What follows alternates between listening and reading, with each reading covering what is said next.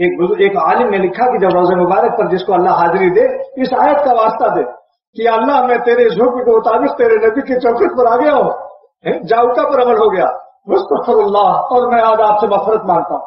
اس کے بعد کہے یا رسول اللہ اب فاستغفر لهم الرسول کون دے گا؟ یہ تو آپ کے اختیار میں ہے، آپ میرے لیے مغفرت کی سفارش فرمائیے۔ تو دیکھیے یہ نعمت جو ملی تھی کہاں سے ملی تھی؟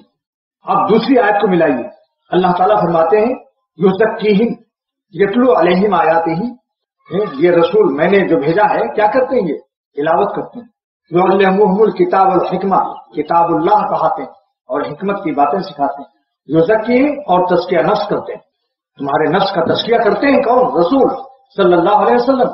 کیوں صاحب ایک آیت میں تو تزکیے کی نسبت اپنی طرف اللہ نے کی، دوسری آیت میں اللہ رسول کی طرف تزکیہ کی نسبت فرما رہے ہیں کہ میرے نبی اصلاح و تزکیہ تمہارا کریں گے۔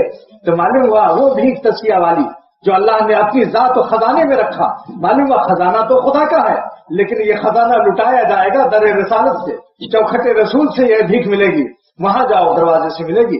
اور آج بھی اس قیامت تک حضور صلی اللہ تعالی علیہ وسلم کے دروازے سے صحابہ کو جو اصلاح نفس و تزکیہ نفس کی بھیک ملی تھی، آج اولیاء اللہ کے دروازوں سے علی سبیل نیابت وہی بھیک ملے گی، کیونکہ علماء ورثۃ الانبیاء، حضور فرماتے صلی اللہ علیہ وسلم علماء ربانیین، اللہ والے علماء بعمل متقیہ، یہ وارث ہیں نبیوں کے۔